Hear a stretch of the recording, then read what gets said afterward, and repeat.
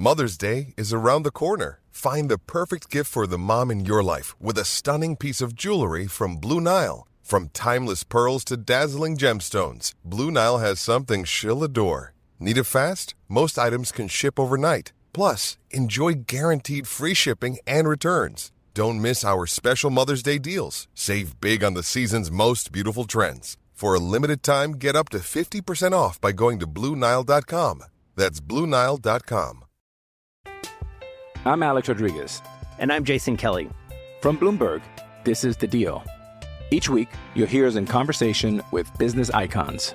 This show will explore deal-making across sports, media, and entertainment. That is a harsh lesson in business. Sports is not as simple as bringing a bunch of big names together. I didn't want to do another stomp you out speech. It opened up so many more doors. The show is called The Deal. Listen to The Deal. Listen to The Deal on Spotify.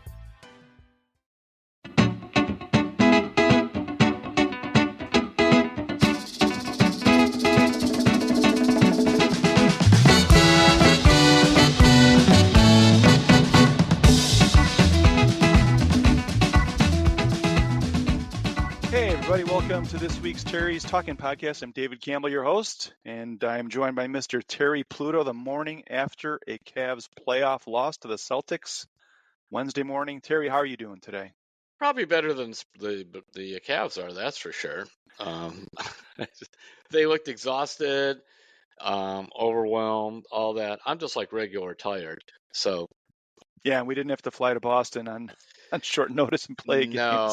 No. So that was that. And I mean, those guys, they fly the right way, and they've got that all taken care of between charters and buses. I'm always a little bit amused on that, but I just think psychologically and emotionally they were set up for taking a pounding, and that game could have even been worse than the final score.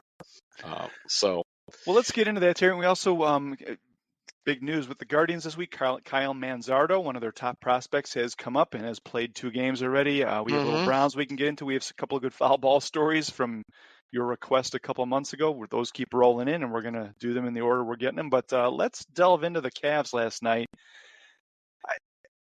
It seems like the general consensus was like, what did you expect in game one, right? Like that's the way you felt too. Yeah, and I remember the Cavs being on the wrong side of this. It was in 2009, and LeBron's second last year here, the tenure number 1.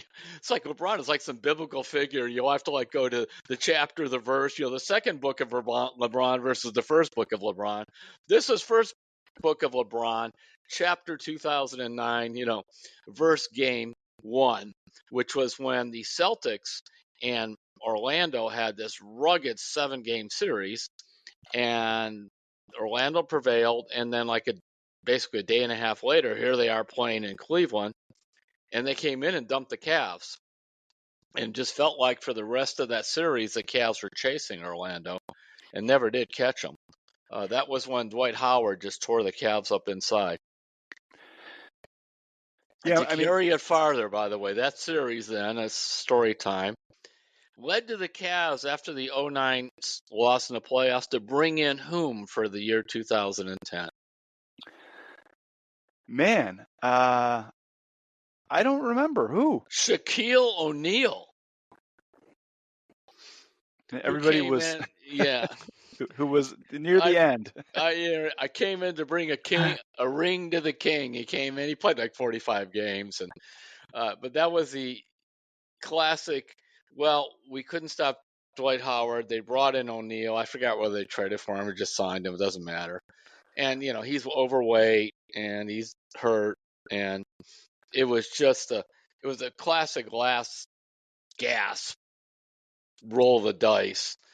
But that was why they did it, and it just and then Shaq said recently that that's one of the great regrets of his career, that he couldn't do more to help LeBron at that time. I think he was on a podcast recently and said that. So, hey, they were trying whatever they could, right? They were. And LeBron at that point did kind of, at least mentally, have one foot out the door. Yeah. I really believe that. So, okay, all that rolls into this game, which normally what happens when one team has a 7-game series and then they win, and then you got to go on the road to play the better team in game number 1. And on top of it, Boston 37-4 at home. Boston with the I think 64-18 overall record. Boston averaging 121 points, best in the NBA. And then kind of a stat that a lot of people aren't aware of, Boston number 2 in defense, which meant they ranked higher than Orlando. And so that was, meanwhile, Donovan Mitchell led the wagon train through the wilderness of the Orlando series to get them there. And then all of a sudden it's like, or even a better analogy is like if you've ever done some hiking, and I have, and whether it's like Appalachian Trail or parts out west or whatever, you climb this first hill and then you go to the second hill and you get this really good view. You go, oh, now we're in good shape. Then you go down the valley and all of a sudden, the next one is 500 feet higher. And you've been fooled to think you've actually reached the summit, but no, you haven't. And so that's what it was. They ran into a much bigger mountain after spending a lot of energy to get over the first one. That doesn't mean they'll get blown out the next 3 games or anything like that, but it was set up. I was glad. I even might have pulled Donovan earlier in that game than JB did, because that was not, by the middle of the third quarter, this was going in a real bad direction. Well, Terry, we've talked on this podcast a lot about the way the NBA has changed and the way it used to be, and you've talked about the NBA back in the day when the Cavs first started in the 70s. But like, you watched that game last night, and people talk about the modern NBA. Like, that's the Celtics are playing what the modern NBA is striving to look like, right? It's drive to the basket and get easy layups, and if that's not working, you kick it out, pass, and you're getting easy threes. The mid-range game, not so much mid-range game, but it's all layups and threes, and they have the guys that can make that work. And you have to appreciate that. If you're a basketball fan, you have to watch that last night. And yes, the Cavs were tired, and that wasn't the best version of the Cavs that we saw. But just to see the way that team played, that was like Celtics modern NBA basketball at peak efficiency last night. And you have to appreciate it. You really do. But also there was an old school touch to it. 2 things. Number one, spacing was terrific. Absolutely. This wasn't, as Charles Barkley says, any fool driving down, taking any full 3-pointer from any foolish place on the court. That is not how they play. And that was how a lot of younger teams play, because they think the high volume of threes, because 3 is better than 2. But of course, there are times when 2 is better than none. And what they've done, though, that I appreciated, I watched the spacing, and they had the Cavs scrambling around the perimeter and they would throw several passes. It wasn't just a guy drives in, then throws the pass to the corner for 3. Well, you could kind of figure out how to defend that corner 3 now. But then that guy in the corner often threw it to somebody at the top of the key, and he might throw it to the wing on the other side. It was pass, boom. I wrote about that. I call it pass, swish. That's what it was. Within about 9 seconds. I mean, it was quick. And then the situation is, in that game, Boston dominated the boards, even though they don't have Porzingis. Why? Because they were scrambling for a lot of the long rebounds. They out-hustled the Cavs for those. Mobley seemed to be the only one on the boards. I think he had 13 rebounds. Nobody else had more than 6, I believe. But I thought, and I wrote about this in my column, Joe Mazzulla said something interesting. I like to kind of get the tape or the video of the opposing coach, see what he's saying, because a lot of times we're so focused on that. And this was an interview with the Boston media before the game, the day before, in fact, the practice, and he was talking about, they were raving about Mitchell, and he said, Mitchell played an unbelievable game. He scored 50. He said, but you notice they lost. He said, in the next game, he scored in the high 30s, and they won. And the difference was, he called them, I don't mean they're marginal, but he called them players on the margin. In other words, those other guys helped Donovan in Game 7. They didn't in Game 6. He goes, I'll settle for a Game 6. In other words, Donovan goes for big numbers. We're going to try to take away the guys on the margin. And by name, he mentioned LeVert, Okoro, and Strus. And I can't remember if he mentioned Garland or not, but those 3 for sure. And if you look at the game early on, remember, Okoro hit a couple threes and helped them stay close. Karras had a miserable day. I think he had 4 points. I don't know what's going on with Strus. They're just not getting much out of him at all. And so that's something to watch in game 2. Can the Cavs get more from the guys on the margins? Because they're going to live with Donovan's going for 35. They also think it'll wear Donovan out. Yeah, and going back to your point about the threes, Terry, I was curious to look at the shot charts from last night's game. How many? So, for those who don't know, like the corner three is a nice shot. The NBA players like that corner three because it's shorter, right? And it's kind of a nice sight shot. line. Yeah. And how many corner threes do you think the Cavs had last night? 3? Something I don't even know. One attempt, and it was missed. The Celtics had 7 and an 8th one that was right on. They have zones on the court. An 8th one that was right on the line. So they had 8 to the Cavs. All of the other Cavs 3-point shots were around the arc, going outside, not in the corner. And I think that kind of ties into the point you were just making is the Celtics' ability to get to the basket. And if I could show people the shot chart, like the restricted area under the basket the Cavs were defending is just all cluttered with Celtics shots because they were able to get to the basket and then kick out and get whatever 3 they wanted. It's very evenly distributed around the arc, including the corner. But it just goes to show you, like, I think JB said this during the game. They showed him in the huddle during the game. It's like, we've got to stop the layups and we got to close out. And he was right. That was early in the game when he said that. And that was exactly what they're going to be up against in game 2. And they committed a lot of fouls. I don't know how many offhand. I forgot how many free throws the Celtics took, but it was quite a number. And that has to do with, I call it the cement sneaker effect too. There are a lot of reaching and grabbing. I mean, we are talking about really no one's figured out how to defend the Celtics. Just now and then the Celtics have these lapses in defense, even though they're ranked high, or they almost lose interest and blow some leads. I mean, they were 64-18. They had that one game where Miami made every shot under the sun, but the other 4 games they just wiped the Heat out. Now the Heat were without Jimmy Butler for most of the series.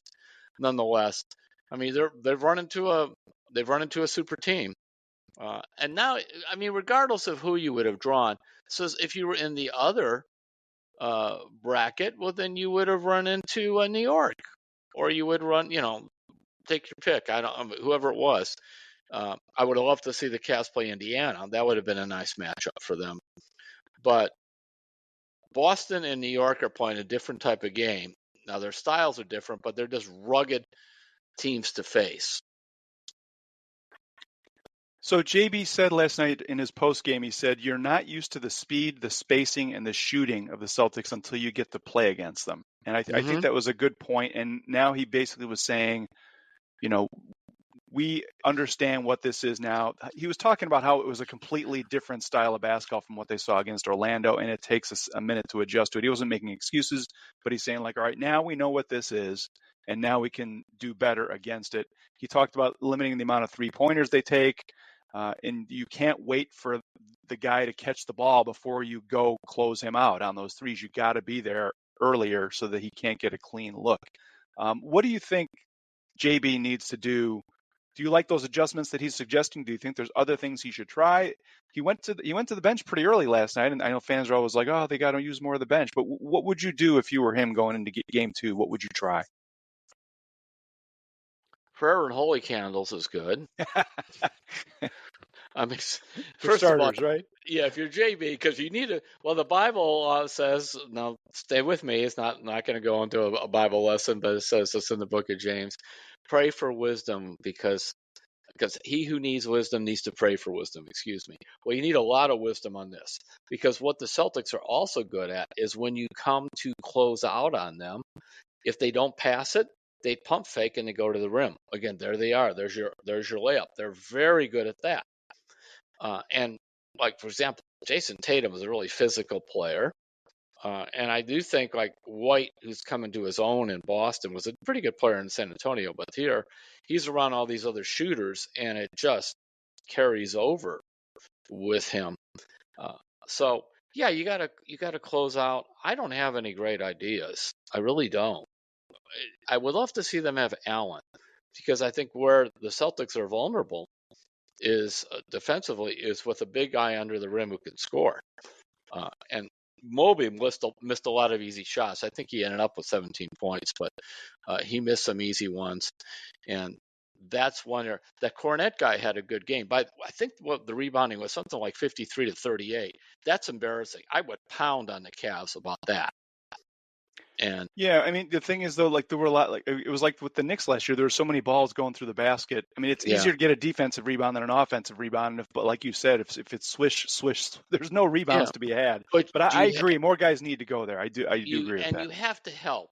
You can't just say, well, the big guy should get the rebounds. What makes the Celtics, and I'll give it to the Celtics too.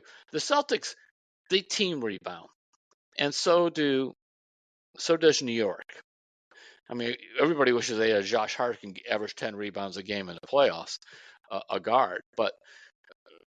And I think Mitchell had like 6 rebounds in this game, but it just seems that Strus can go get 8. He's done that in a playoff game. I think he had 9 a couple times in that Orlando series. They need Strus. They need Niang. Now, Niang being slow is really kind of exposed in this, but boy, if they could just get a few shots from him. Even though Merrill didn't play well, I think he went 0 for 5. I'm glad they got him out there and let him play in that game. He needs to play. I mean, it's really hard when you sit there forever and then you're thrown in for 5 minutes in a playoff game, and then you're out. You have no flow. You have nothing. And so that'll the guys were talking about that on our Cavs podcast the other night, Terry, that it's like Merrill's at the point where they put him in. If he hits 2 3-pointers, he gets to stay in. If he misses 2 3-pointers, he comes out. And it's a tough way to live, isn't it, in the NBA, especially in the playoffs? And I would agree. And it's not like he's just replacing another guy who's making 3-pointers to get some rest. Nobody's making them. By the way, one of the reasons the shot chart on the threes looks weird for the Cavs is Mitchell loves this. Well, Garland loves the 3-pointer straight on, almost like behind the free throw line. Mitchell loves this spot, which is one of the longest shots you can take near the arc. It's off to the left of the arc, sort of halfway between where the straight line goes to the corner and the top of the key. He loves that shot. And actually, I was talking about that and saying I hate it. It's too long. And I was sitting with Danny Cunningham, who does a lot of sports talk and does a really nice job. And so he on the fly, he goes, well, he's shooting 38%. I'm like, okay, it's his shot, because he likes to kind of drift to left when he shoots his jump shot. A lot of guys do, by the way, who are right-handed, because when you kind of go to your left, you know what it does? It squares your shoulders around. Bird used to always go to his left, and he was the one that mentioned that. That's why he liked to do that. It squares you up towards the basket. So that's a long shot.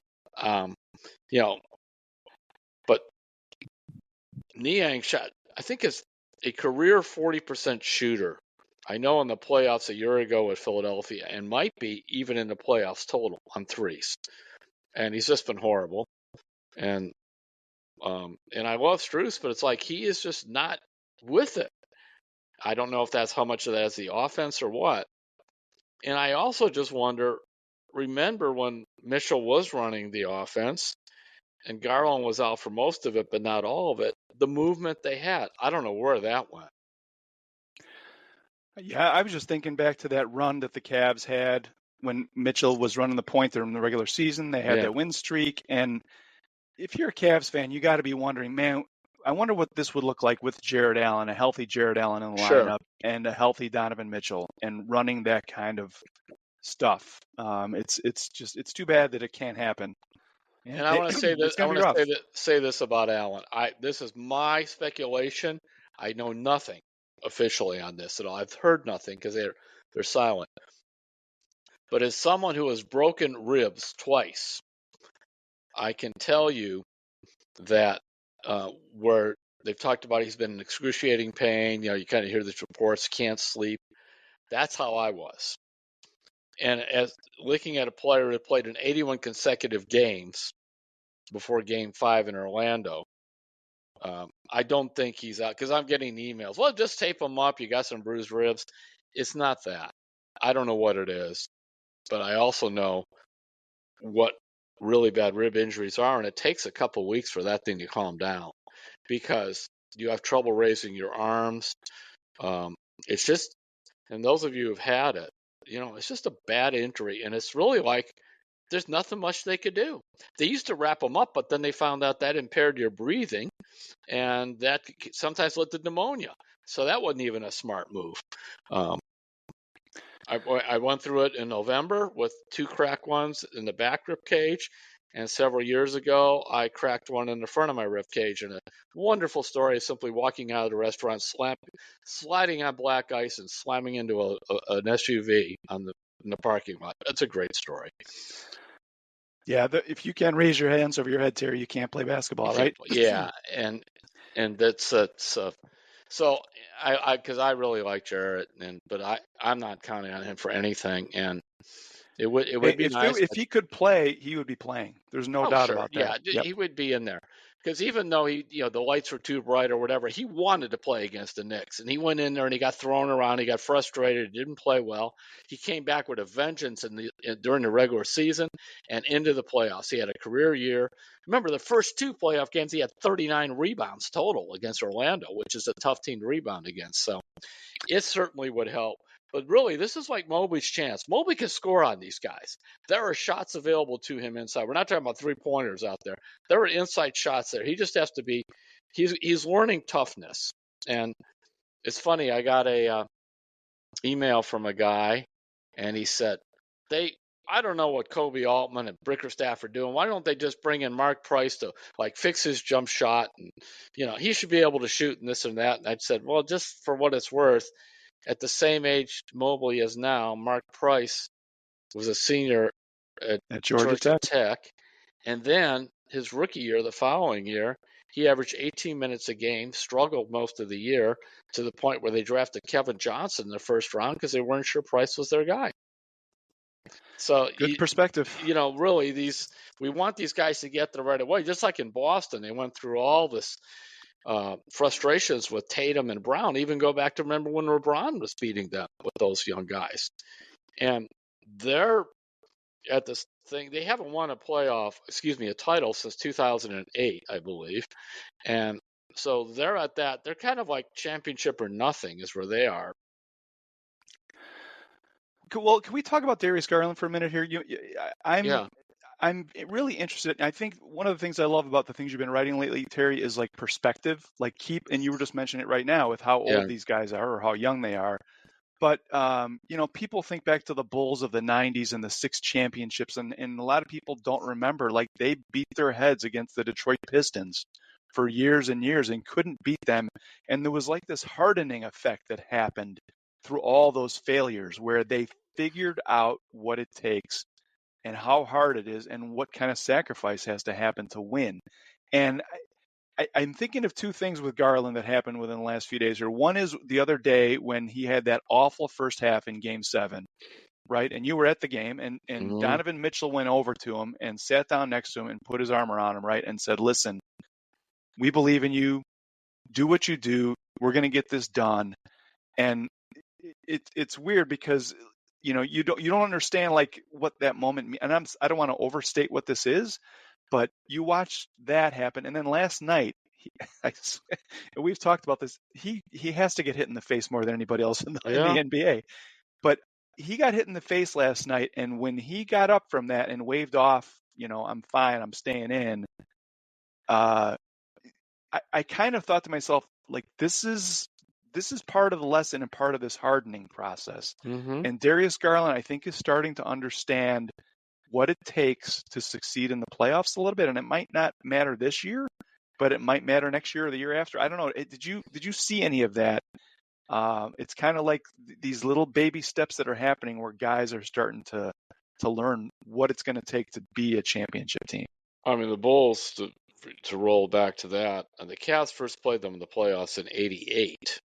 This was before the shot game, and they lost to them there. And then in '89, they lost to them in the shot game for Michael. But both of those things, the Pistons then knocked them out. Because if you look back at the core group, which was Jordan and Pippen and Horace Grant, Pippen missed a playoff game because of a migraine. I'm not diminishing that, but remember that was a big thing there. And he fought migraines a lot in his career, and he would just learn how to play with them as it went along. They also did that's when they traded Oakley, and they brought in a classic low post guy, Bill Cartwright, and that helped them too. Cartwright brought some extra toughness, but as you said, they had to not only go through Cleveland, and then later Cleveland never really could go through the Bulls, but they had to go through Detroit. And so I was at that game where they finally beat Detroit, and the Pistons, nobody would shake their hand, or they just got up and walked off the court and left. Yeah, the game wasn't because they're getting beat badly, and so Thomas and Mahorn and those guys, they just left before the game was even over. So that was, and then they were on their way there to the title. And the Cavs have to go through some of this, and just like Boston, the Boston fans, I think we don't realize how frustrated they've been with the Celtics the last several years, because they keep thinking they have this really good team, and they've had it, but they couldn't get there. They couldn't win the title. So Chris Fedor, who was covering the game for us last night, along with Ethan Sands, our other Cavs reporter, asked JB, so Garland's numbers, right? 14 points, I think 6 of 15 from the field, 2 of 8 on three-pointers. I think he was minus 19, which was not the worst on the Cavs. I think it was maybe tied for third. But Chris said, what can you do to get Darius going? And JB said, it's on me to help him so that he doesn't have to work so hard, and we'll do that. And I think part of what JB was saying is that they don't want him to have to bring the ball up against pressure and then try to create offense against perimeter pressure. And he's got to work just to get a shot. And I think what we might see in game 2, maybe from what JB was saying, is other guys bringing the ball up the floor, LeVert when he's in there, and trying to run stuff for Darius Garland so that he's able to get free with 1 or 2 moments of effort instead of 20 seconds of effort. So do you think that's a good idea? He has to learn to move without the ball. That's what Garland's going to have to do. Garland should be out there looking for his shots, and I don't mean forcing them. And as you said, so these circle drives into nowhere drive me nuts and most of the fans. And I think a lot of it, he thinks he can create some space to go to the rim and that. But right now, if he could just make outside shots, that would help. He's a strange player this season because of the injuries he's had, and I don't remember him being just so vulnerable to pressure defense, where 2 guys jump out on him and he's not able to break the double team. He just kind of goes frenetic. I mean, I don't know what he's going to do. So you do have, the best backcourt, at least during the regular season stats-wise, was Mitchell and Strus. And Mitchell, Strus, when you have out there Okoro, you have LeVert, those guys, you have some size and you have some toughness. So we'll see how this is going to play out. I wish I had more thoughts on how to handle this. I don't. You just got to hope that Celtics now and then just have a clunker game or two, and you get going. But if I'm JB, of course I would say, well, we weren't used to that. We're going to get with it. You got to keep selling your team. Hope. Sure. It's part of being a coach. Yeah, absolutely. And I think he said the right things last night. So, all right, Terry, you want to take a quick break here? Yep. All right, when we come back, we are going to get into some Bo Naylor discussion, and Kyle Manzardo is up with the Guardians and has played 2 games. We're going to talk about what we're seeing or not seeing there. We'll be right back on Terry's Talkin. I'm Alex Rodriguez. And I'm Jason Kelly. From Bloomberg, this is The Deal. Each week, you'll hear us in conversation with business icons. This show will explore deal-making across sports, media, and entertainment. That is a harsh lesson in business. Sports is not as simple as bringing a bunch of big names together. I didn't want to do another stomp you out speech. It opened up so many more doors. The show is called The Deal. Listen to The Deal. Listen to The Deal on Spotify. Welcome back to Terry's Talkin. Hey, let's get into the Guardians, Terry. Hey, real quick, we got a letter last week from Ron Moaning about why the Guardians pitch Emmanuel Clase in tie games on the road in the 9th inning. I didn't have a lot of time to research it last week, but I was curious when Ron asked the question. I wanted to get back to this one real quick. I was wondering how many extra inning games the Guardians had last year and how long they went. So I found this kind of interesting. So they had 16 games that ended in 10 innings, 2 games that ended in 11 innings, one game that went 12, and one game that went 14. So I thought I might have glossed over Ron's question a little bit last week, but I think what this shows is 16 games ending in 10 innings. You might as well put Class A in the ninth to get you to the 10th because it's probably not going past 10, as the data shows. So you're either putting him in the ninth or the 10th. And if you put him in the 10th, you're assuming you get a lead. Like there's no difference really.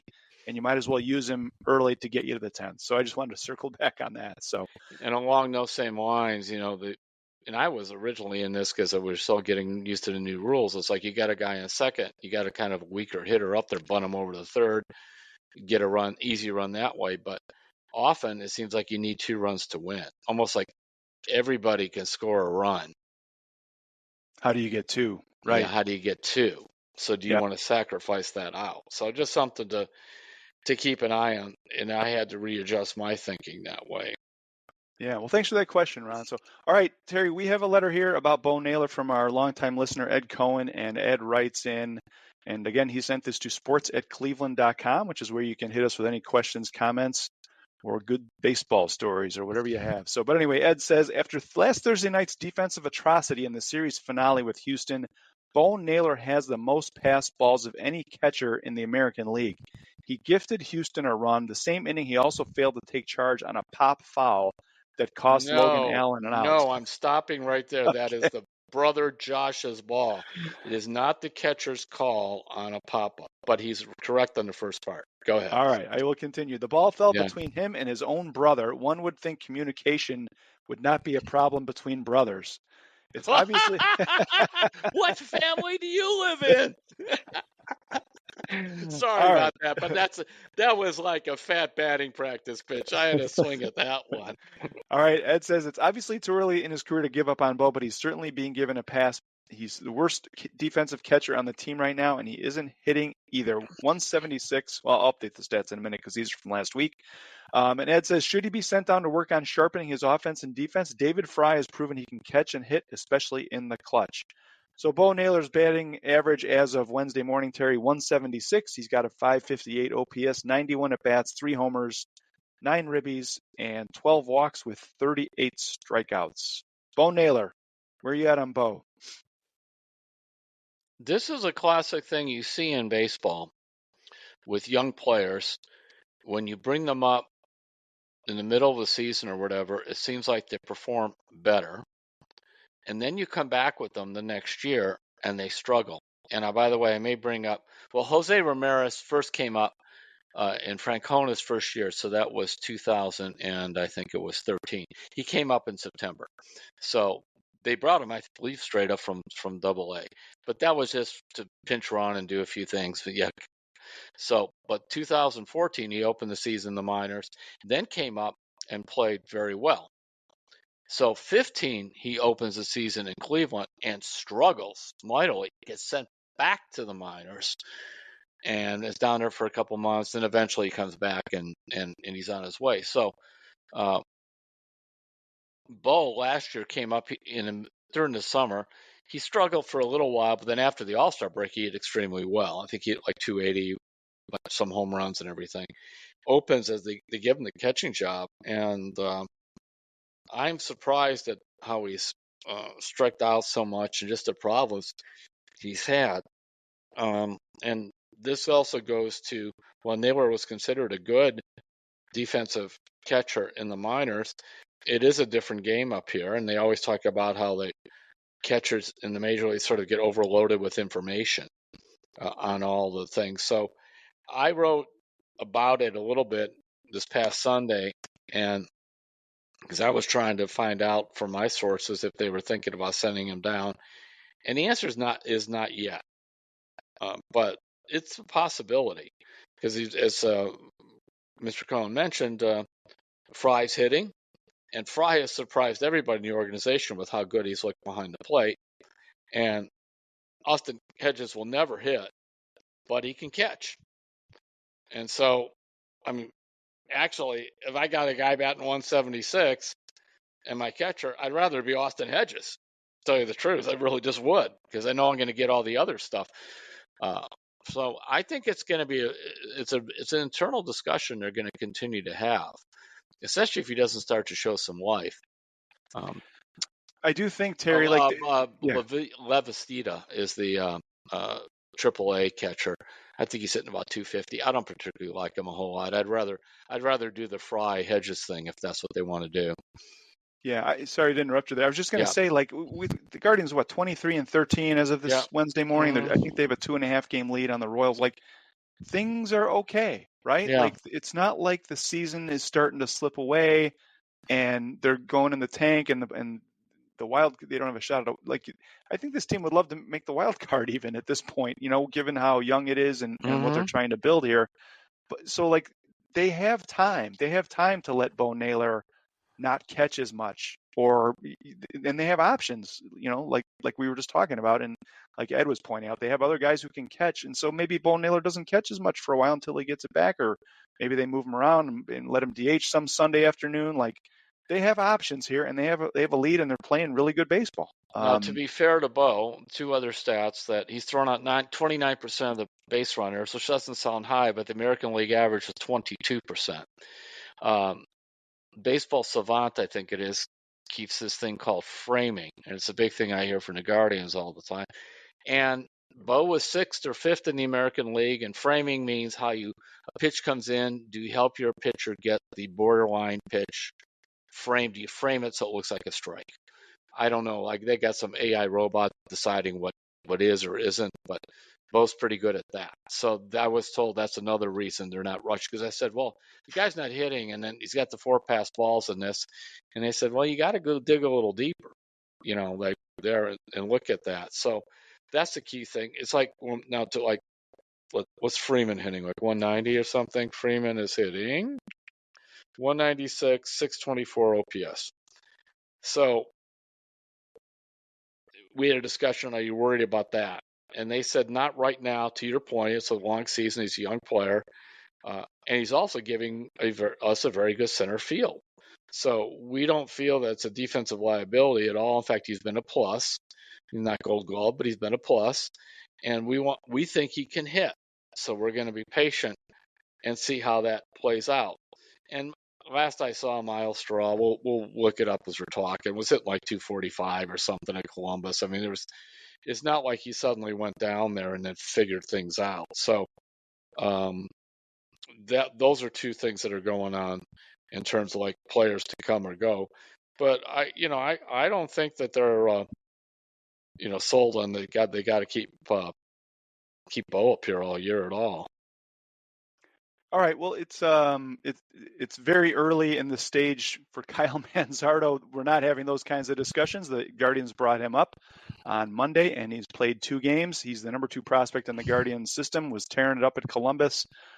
Came up Monday night, went 0 for 3 with 3 strikeouts, and Tuesday night he went 0 for 4 with 2 strikeouts. So he's off to an 0 for 7 start. Very small data sample here, Terry, but I actually was slipping back. I was slipping back and forth a little bit just to see if he would hit the ball, during the game. I mean, just on the computer, you just go to the box or something. Oh, by the way, Miles Straw. Oh my goodness, what do you think he's hitting at Columbus? 238. He wishes. Really? 223, 612 OPS. I mean, it's about what he hit here. The numbers look like here. So whatever they were hoping he would work on. Yeah, in fact, he hit 238 with Cleveland last year. And he hit 221 before. So it's not as if, I think if Miles were down there and hitting 300, and looking like he had, I don't know, he's a career 305 hitter in the minors. I don't know what happened to him. See, that's why I was very high on that trade, because I knew he was elite defensively. I knew he could steal bases, and he had shown some with the Astros and a little bit of playing time in the big leagues. And I just looked at his minor league profile and his athleticism, and I thought, you give this guy a chance to play, he could probably hit 275 and 280 and, OPS around 700 and be a productive player, which he was that first half year. And then after that, forget it. I know Chris Antonetti said before the season and told Miles Straw, we haven't seen the last of you. You're going to be back with the Guardians at some point. I don't know if that's going to happen. Not if you hit 220. So. I mean, it should be a caveat. You can't hit even worse than you did last year in Cleveland. I mean, that's why they're going with Freeman. I got you off track. You're onto something. Oh, it's okay. Let's talk Kyle Manzardo for a second. Oh, boy. Yeah. It's a wonderful thing. Stephen Vogt, didn't he have that? Like he went, what did he go, for 25 or something when he was first It's called? Paul Hoynes just put up a story this morning. He started his big league career in an 0 for 32 slump. Stephen Vogt did with two teams. He went 0 for 25 with the Rays in 2012, and then started 0 for 7 with the A's in 2013. Oh. And he told the reporters that between those 2 years, he was having dreams that he had been designated for assignments. He was asleep at night. So just to give a little perspective for Kyle Manzardo to feel a little bit better about things. This is a whole other deal, but struggling with hitting is that. So my senior at Benedictine, Coach Augie Basu, proving that he's indeed a Christian and wants to, give to the faint of heart and weak an opportunity, begins to open the season with me playing second base at Benedictine, and I went like 0 for 14, and we like lost again. We were struggling too. I mean, we were winning, but I remember lost the games at like places like Benedictine or Walsh. That's a big deal, and so I'm kind of like half in, half out of the lineup. And 0 for 14, it felt like 0 for 50. And you do get into. I remember I hit bottom. We played. This is probably how Manzardo played. We played. This is where I'm going. St. Ed's, and in 3 at bats, I left 8 guys on base and struck out 3 times. Oh. And my best friend on the team came over and he goes, "Why didn't you just bunt? You can bunt." I go, "Why didn't you tell me?" Because you know what? Now and then, when I finally did get a hit, I bunted, and I ended up the season hit like 230, But the point being, the weight on you, and here Manzardo, he struck out like once a game in AAA or less, and you just lose it. And I don't care what level you're in. A lot of Ted Williams and other people used to say they felt the hardest thing in sports was to successfully hit a baseball, not just hit it, but hit it for hits. And if you're a 30% shooter, you're not going to play very long. You make 30% of your putts, you make 30% of anything, just about, but 30% getting a hit is an all-star level for the most part. Yeah, I was interested. Again, it's a very small data sample, but when you come up, Terry, from the minors, what do you want to do? You got your family in the crowd. Yep. You want to hit the ball, right? Yeah, and put it in play and make something happen. You don't want to be walking like it's your juices are flowing. I was just looking on Baseball Savant, and like he's faced. It seems like they're pitching him very down in the zone. Mm-hmm. 13 of the pitches that he's seen 7 of them been down and in out of the zone, and 6 of them have been down and away out of the zone. So 13 of the pitches that he's seen have been out of the zone, and he's only seen 16 total pitches in the zone during all of his at bats so far. Yeah. So he's wanting to, and he's swinging at a lot of these. His whiff percentage is 50% for that down and in out of the zone area. He's swung at 57% of those pitches down and in, and 17% of the pitches down and away out of the zones. It's like he's just got to. I think once he gets his pitch selection ratcheted in a little bit, I think he's going to settle in. It's just they've got to just. He struck out only 1 of 6 times at Columbus, which is a good sign. Yeah, it's not 1 of 3 or whatever, and so he's not been that. And when I looked at the various videos, not just YouTube highlights, you could dig on the internet and find more detailed stuff when they traded for Manzardo, because he's been kind of a hot prospect. What you saw, they always said good bat to ball skills, and it showed up in his ability to hit the ball to left center a lot for doubles. He's probably a nervous wreck. I mean, I went down there. He seemed pretty calm, but although I will say this, he did kind of have the wide eye look in the press room when he's up there. I mean, he's been interviewed before, but still, it's like, I am here. My family came in from Idaho. Remember, he's from Idaho. Came in from Idaho, and here's my chance. I mean, he was really hot, and so I don't think that in any way they're going to give up on him.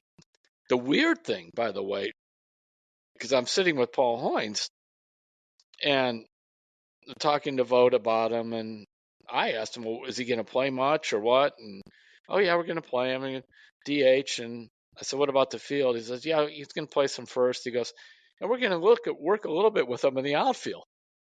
And it took a minute for I whispered to Hoynes, did he say outfield? And Hoynes is nodding. I'm like, I just kind of let it go. But I'm not bringing this guy up and putting him in the outfield, even in practice. He just needs to. He never played the outfield. So what do you do with him and Josh Naylor, Terry? Just DH one of them one day and first base the other day? That's for now, yeah. Well, also remember Kwan's out anyway. Right. So you got another spot there to put somebody, right? Yeah. So they want to. The other head scratcher to me a little bit was, I really like Florio on the leadoff spot. He said, and that it was like I walked out of the press conference. By the way, I like Vogt. I really do. It's interesting, but I see what he's doing a little bit. He hasn't quite this part yet. Sometimes he just tells you what he's thinking about as opposed to like where they're really going, and I'll find out in a minute. Would kind of jump on that. But actually, he has been leading Florio off. And so Hoynes and I are walking out, and I just say to Hoynes, well, why does he like Florio leading off? And he paused. I don't know. Because, I mean, this is like way beyond deep analytics. This is like basic common sense. Who bats the most in any lineup? The leadoff hitter. Of course. Yeah, that's not a trick question. So, I mean, that was even sometimes the thought of like Grady Sizemore leading off or things like that. Remember, they started doing that stuff. Or you bat your Aaron Judge bats second a lot. You put those guys to the top of the lineup. I'm not sure, and I want to see more of Florio. I think there's something there. But I'm looking at him now. He has struck out 28 times and 68 at bats. He's batting 206. His on base percentage is 280. So I guess now if you don't want to lead him off, who would you want to lead off? Now I'll ask you, David Campbell. I mean, there's no candidate who just sticks out. Like it's interesting. I keep thinking, Terry, that these Guardians, and I know the fans are having fun with this team so far with the start they've had. They remind me of a 13-year-old youth travel team. Like that.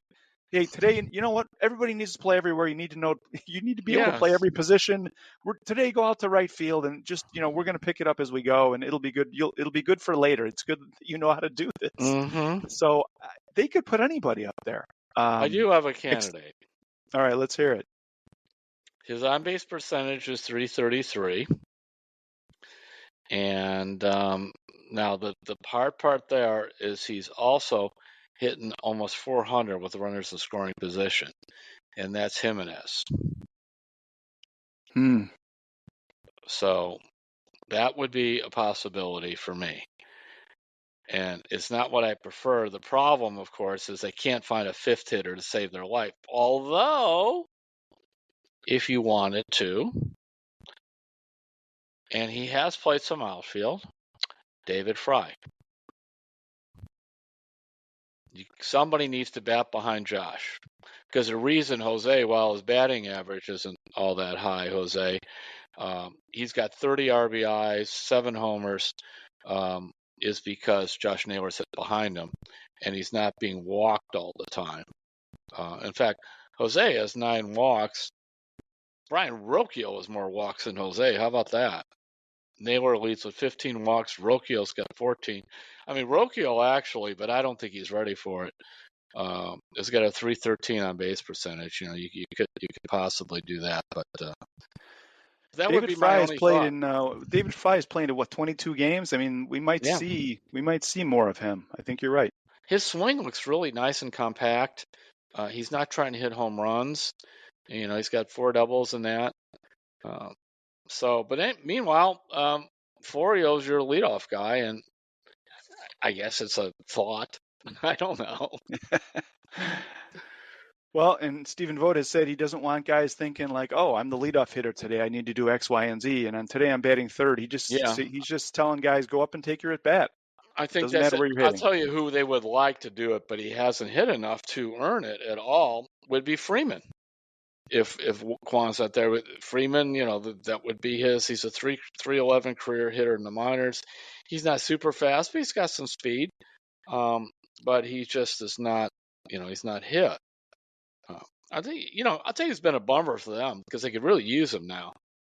I mean, Ramon Laureano, they're paying this guy almost $5 million. He's hitting 150. I mean, he struck out 27 times in 60 at-bats. The quest for outfielders continues. Yeah. Yeah.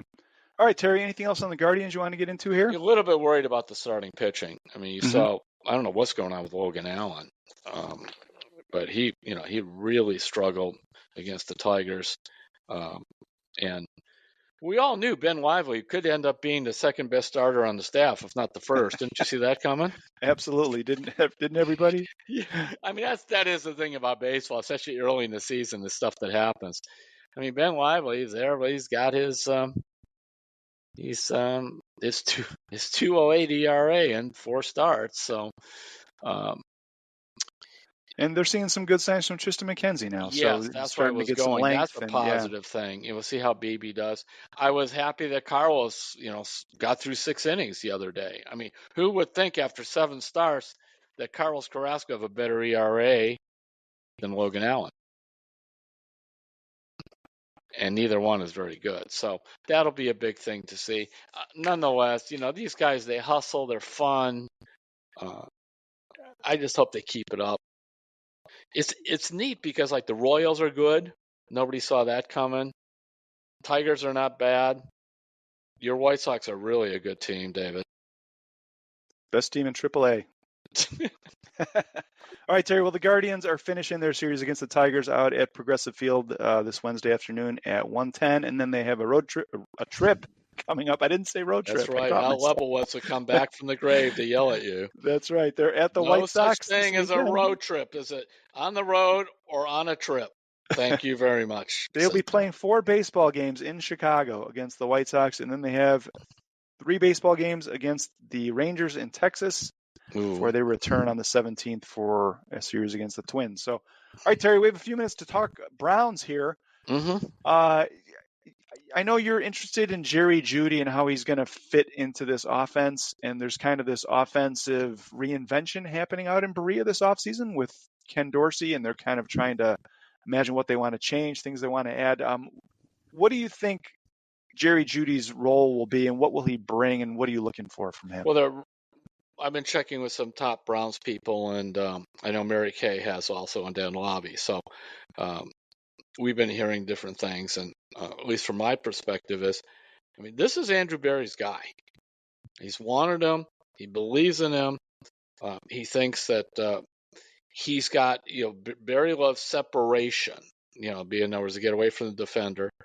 And he believes other than basically the knock on Jeudy is maybe it's not like Amari Cooper, who can go up in traffic and come down with a ball. Cooper's so strong now. Jeudy can't do that, but he's got breakaway speed. They think they could use him in the slot some, set him up for those kind of movement. They want to. You won't see as much as the Bill Callahan with the I'm losing the term where all the guards pull out. What's that called, David? The pin and pull things. Yeah, all that stuff. It's not quite as much with the new the zone blocking and that. It's going to be a more controlled version of that. And they really want to make this thing out of the shotgun work for Deshaun. And they believe that if you have Jeudy moving around the field, it's almost like they were talking about Elijah Moore last year. Suddenly now this is Jeudy. So in other words, they're looking for this guy that they could put in motion, put in different places, not like this. You don't want really Amari Cooper running all over the place. You want Cooper looking out there at that guy who's trying to defend him, and Cooper just figuring out how am I going to get around him. They're also going to do this stuff I've been hearing of this. It's like it's not read and recover, like read and cut. In other words, if you're defending me, I'm coming right at you. It's like maybe 5 or 6 yards off the line. I'm reading what is there, and I could either go left or right. Yeah, it's these choice routes, I think. Choice routes, right? Yeah, and Mary Kay's been writing about those too, and the Patriots, I think, were big proponents of this, where they would send Julian Edelman down the field, and like you said, Terry, he would see what kind of leverage the defensive back was playing on him and then go the other way. Yeah, and they want to use it not only with – I think Jeudy will be very good at it. but they also just want to bring it in, I think, for Elijah Moore. And then the big thing, we hear it every year, more tight ends. And, Njoku now is entitled to more tight ends in terms of more tight end catches, more tight end chances, all that stuff. He's earned it. And they, in some of their minds, I'm saying they because I don't have strong opinions on Jerry Jeudy. I just don't. I even looked at some tapes and I just can't tell. But they think in the same way that the Browns were patient and it paid off with Njoku, that's going to happen with Jeudy. So we'll see. But this is their guy. They targeted him. They extended him. And we'll take it from there. And for Browns fans who are wondering, I remember when the Amari Cooper trade was made, Browns fans were like, they did what? And how much are they paying him? And because I think NFL fans in general love the draft and love to get young guys because they have a lot of promise. But there's something to be said for trading for guys who have an NFL track record and NFL film. And Andrew Berry got out in front of the market with Amari Cooper, and he has gotten out in front of the market with Jerry Jeudy with the extension. Like that, you're going to look at that in 4 years and be like, wow, they got a bargin. Yeah, because the big difference salaries. is Cooper had a couple Pro Bowls in his pocket and everything else at that point. I loved Cooper. I don't know enough about Jeudy. I just don't. That's true. No, there's a little bit more risk here, but it's not like they're just pulling this out of a hat. I think they kind of know what they're looking for. So Browns fans will hope that it works out. This is sort of like the Guardians with outfielders. They're them with receivers. They're always trying to find several of them. I wonder if I don't know if they like my guy David Bell anymore. He's always open. Are you saying that? Sorry. A friend of mine always texts me that. He knows that like David. Whenever he catches a pass, I'll be at the game. My friend Mike Josic will text me and say, and David Bell is always open. So, we'll see. But, now and then, I'm not just saying David Bell, but there's somebody like David Bell on a team who's been there a couple of years, maybe was a mid-round pick. He's sort of a possession receiver. It takes a little while for the coaches to get more confidence in him. He's put in a role, and suddenly he's catching 60 balls and being really useful. And we'll see, especially on third down. So, don't you think, David, they're looking for that guy here?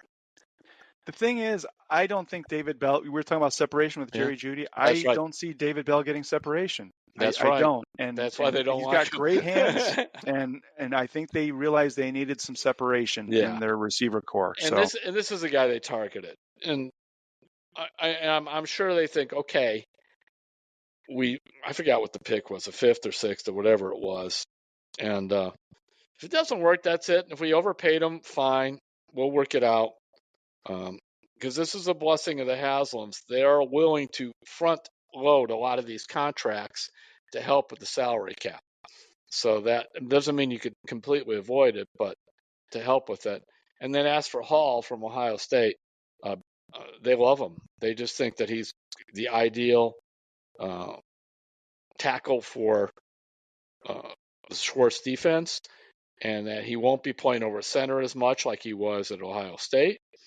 Because if they want to put anybody over center, they can put Tomlinson, and that his speed will help push the middle. But he's only 20, and that's a thing there. Whereas with the Zinter, he's 23.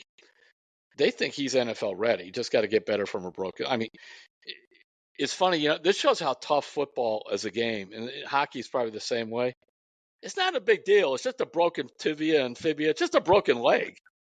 Yeah, it'll be fine. It'll be fine. Cast them up, all that, it'll get better. They always worry, which is true about tendons and ligaments, MCL, ACL, all those things with initials. Just a clean break, no big deal. That was exactly what I was told. And if you hear Zinter on his thing, I'm fine. I just broke my leg. Yeah, it's a very Josh Naylor in the approach. So, all right, well, the Browns have rookie minicamp this weekend on May 10th, 11th, and 12th, and then they're going to be getting into OTAs, and we will be out there, our colleagues who cover the Browns, on May 22nd for OTAs. So it's continuing on.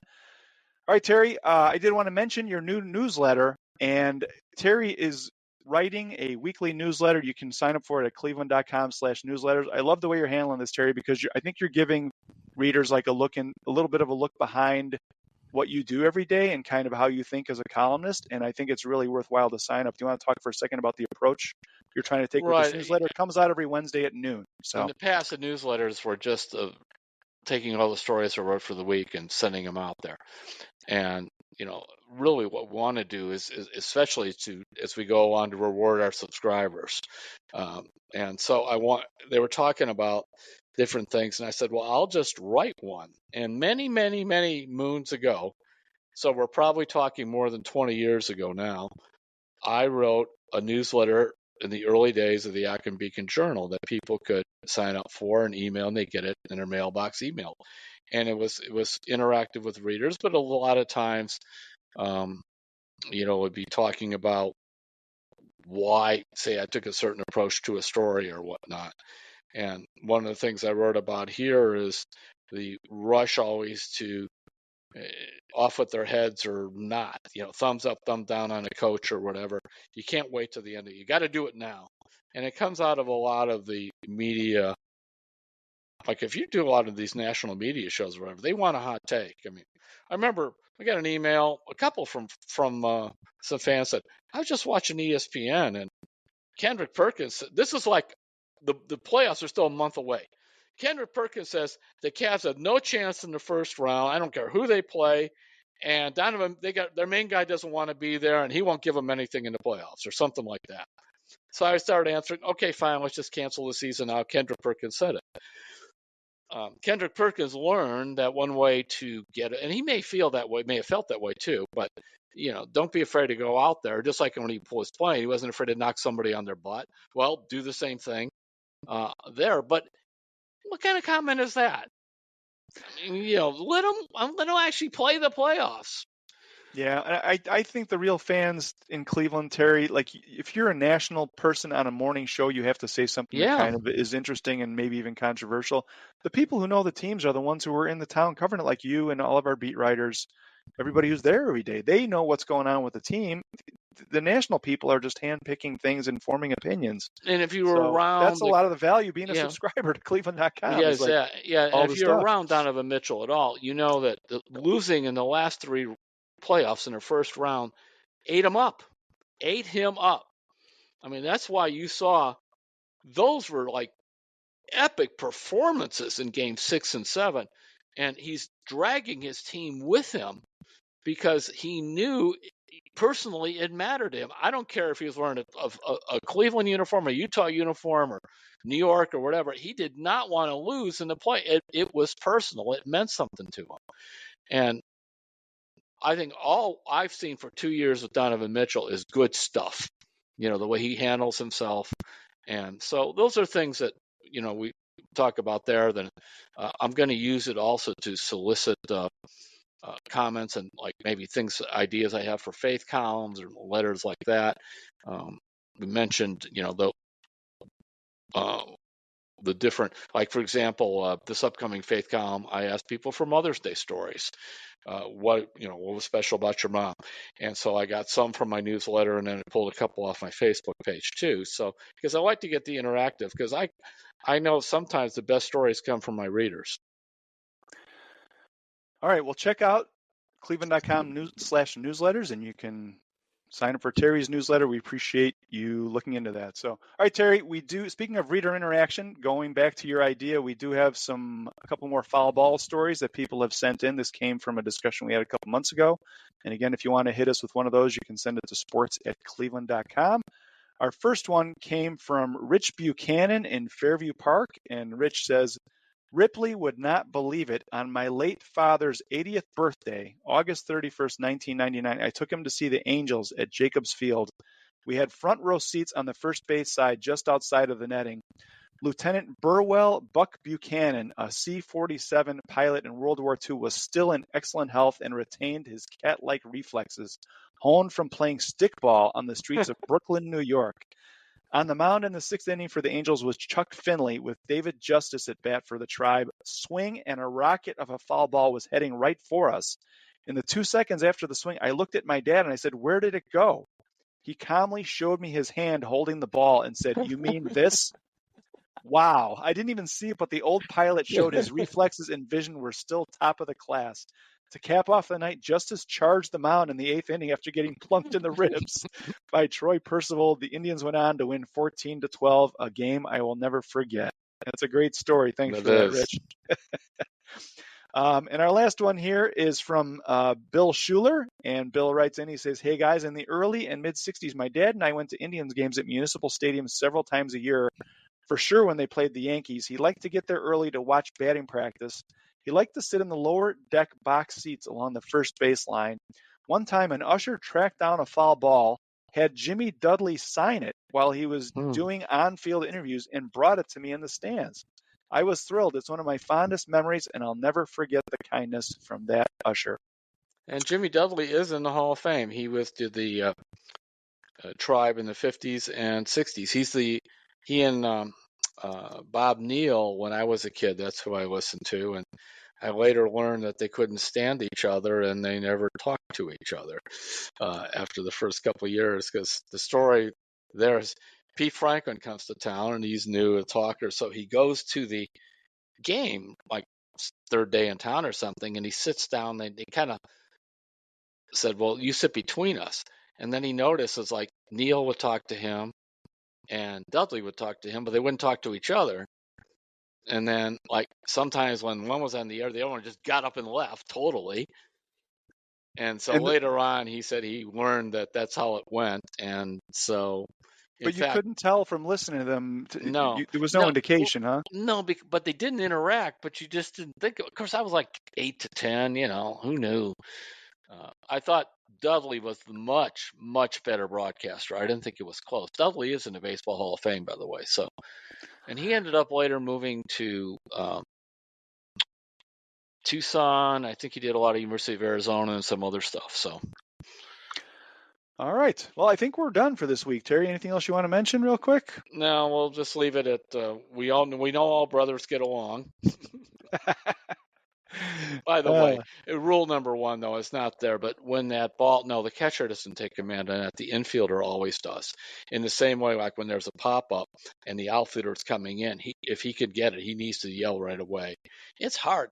I caught one game in my life in junior high, and I'll tell you, it's hard to go catch a pop-up with all that equipment on. It just is. And that glove isn't made for catching pop-ups either. And a first baseman glove is like a big nest that could just drop right in there. Yeah, and they have a much better angle coming in from the other direction. So, all right, everybody, thank you so much for listening. Check out Terry's newsletter, and we wish you all a happy Mother's Day weekend. We'll catch you next week on Terry's Talkin.